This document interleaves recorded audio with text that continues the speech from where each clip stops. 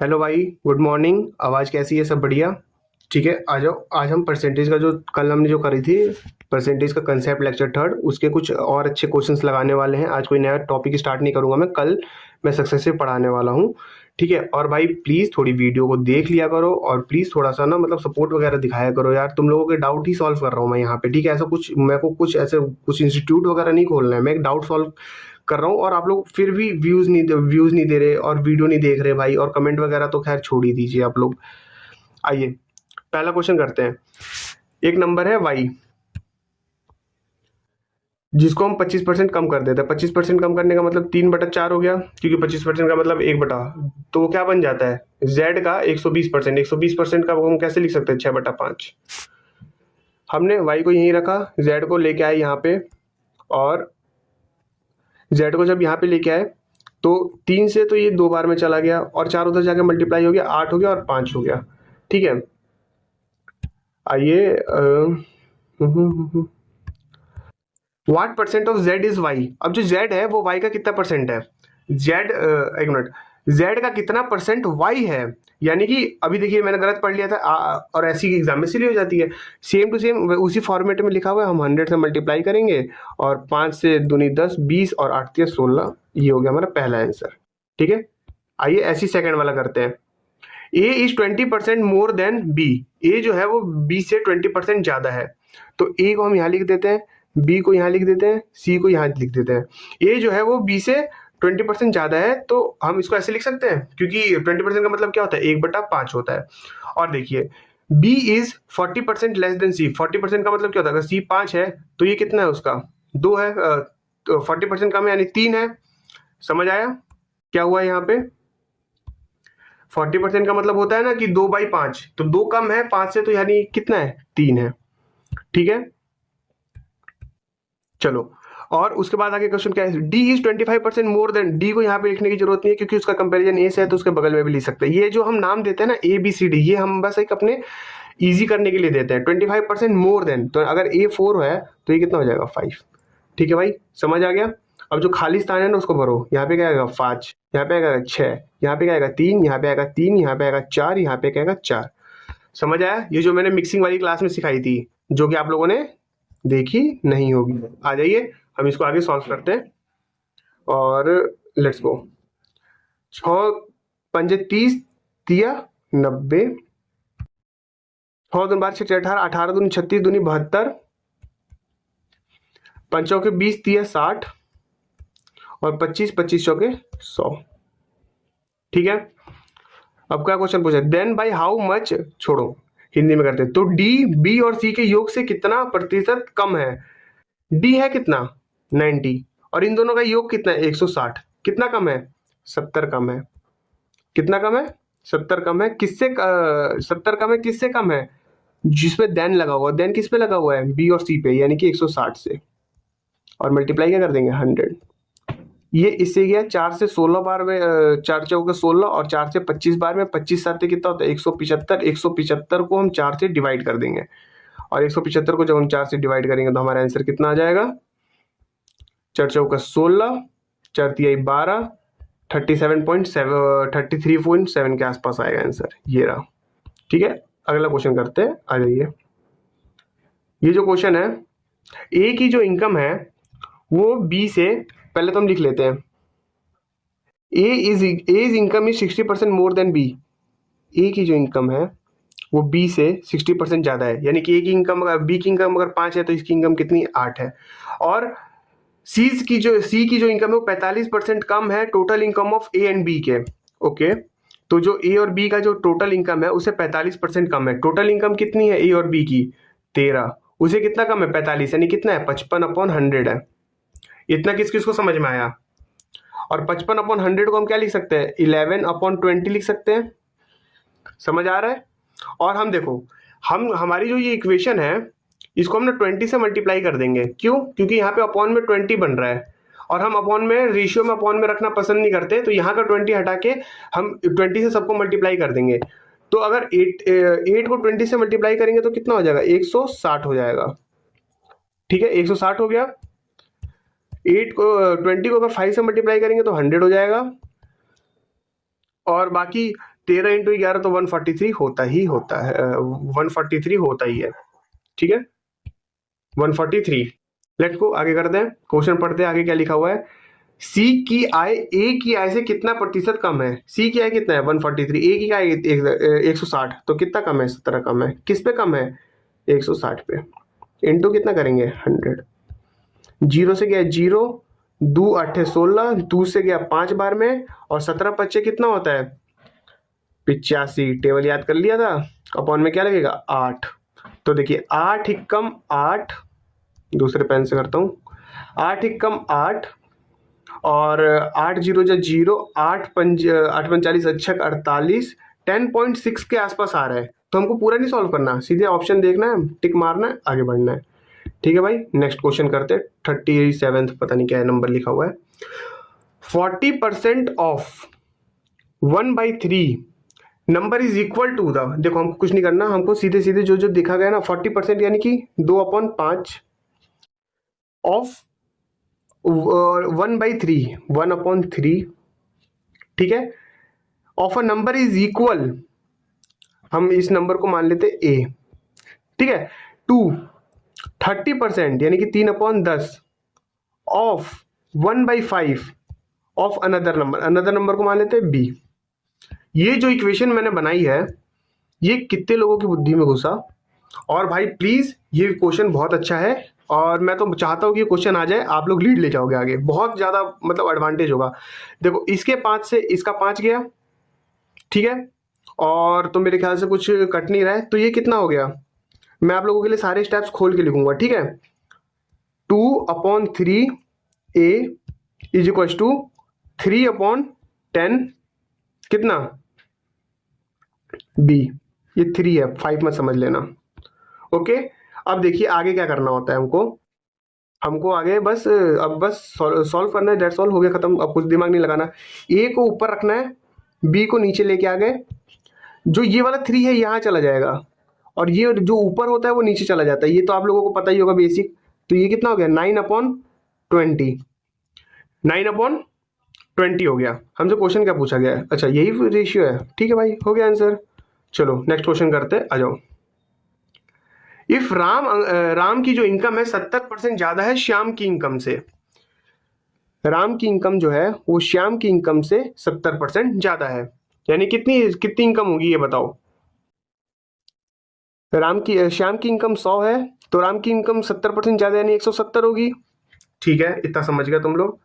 And Shyam's income is 30% less than Sohan income. एक और सोहन भाई है, उसकी जो इनकम है उससे श्याम की इनकम जो है वो 30% कम है सोहन की इनकम से, यानी कि अगर सोहन की इनकम भी 100 है, तो जो इनकी इनकम है तो 30% कम है, यानी इनकी इनकम कितनी हो गई? 70। इनकी इनकम कितनी हो गई? 70 हो गई, ठीक है। तो अब हमको क्या करना है? बस वही है सिंपल, अब जो फिल करना सिखाया है उसको फिल कर दो भाई आप लोग। यहाँ पे क्या गया? 100, यहाँ पे क्या गया? 70, बना दिया रेशियो वाला डंडा। हमको सबको नहीं सॉल्व करना, आगे पड़े। Find the ratio of Ram and Sohan की इनकम का रेशियो फाइंड करना है, सिंपल है ना भाई। ये कितना हो जाएगा ये बताओ मुझे,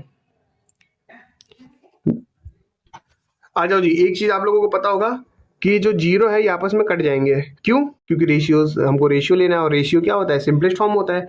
अब 17 7 जा क्या होता है? 119। आप लोगों को नहीं पता होगा, मुझे पता है, क्योंकि आप लोगों ने टेबल याद करी नहीं है। ये कितना हो गया? 70। ये कितना हो गया? 100। और तो राम और सोहन की आय का अनुपात क्या है? 119/100। समझ गए भाई? ये सिंपल रेशियो का कंसेप्ट था, इसमें मेरे ख्याल से ये परसेंटेज का क्वेश्चन भी नहीं होना चाहिए, ये रेशियो का क्वेश्चन होना चाहिए, लेकिन चलो कोई बात नहीं, जो भी है भाई हम करते हैं और क्या। चलो, इफ 80% ऑफ इज, हमको नहीं पता, हमको सिंपल कुछ भी नहीं पता है। 80% का मतलब क्या होता है? 4/5 ऑफ ए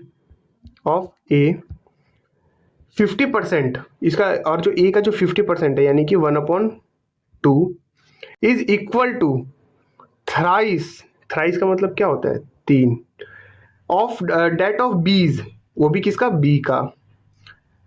बी का कितना? 25%। 25% का मतलब क्या होता है? 1/4। ये आप लोगों की इक्वेशन है। ये अगर आप लोग ये बनाना सीख गए तो परसेंटेज और रेशियो का गेम यही खत्म है। ठीक है भाई। अब देखो, अब हम ए और बी को कॉमन ले लेते हैं। ए को हमने यहाँ पे रखा और बी को हमने नीचे उतारा। इतना समझ में आया कैसे किया है। और ये कितना हो गया, ये हो गया 3/4।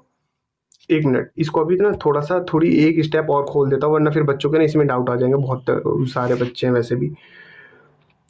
इसको हम क्या कर सकते हैं, इसको हम ऐसे लिख सकते हैं 4/10 ए इज इक्वल टू 3/4 बी।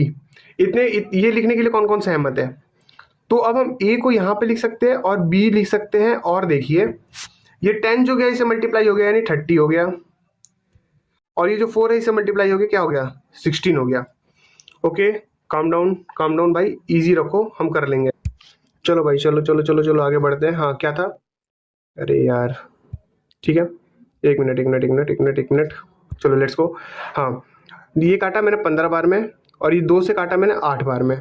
तो जो ए है वो बी से कितना ज़्यादा है, कितना ज़्यादा है भाई, 7 ज़्यादा है। किससे ज़्यादा है, 8 से। इंटू कितना, 100।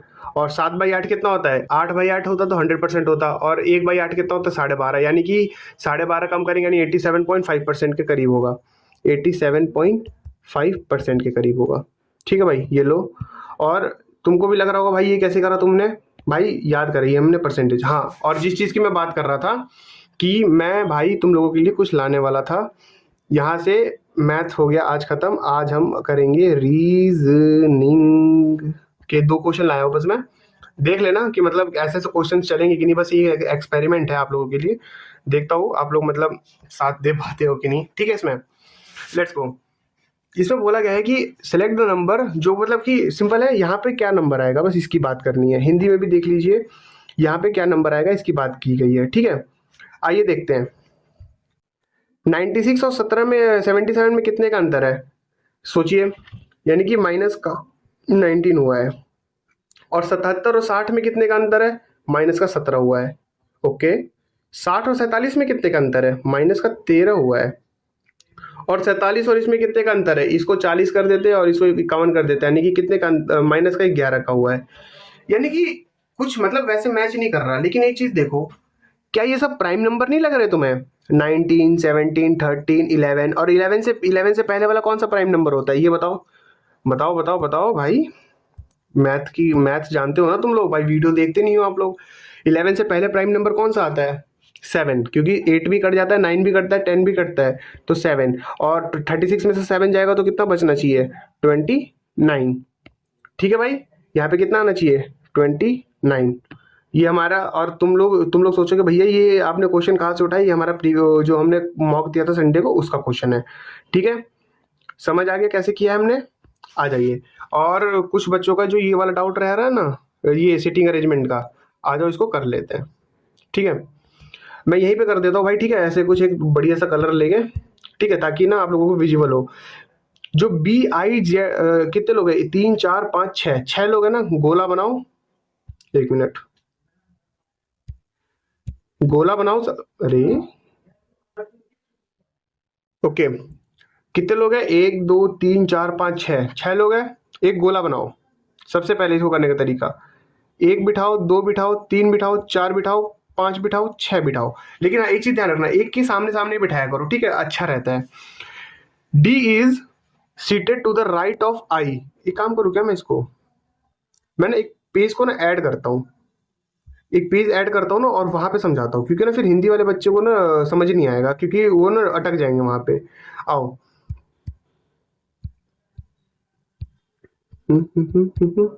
चलो लेट्स गो।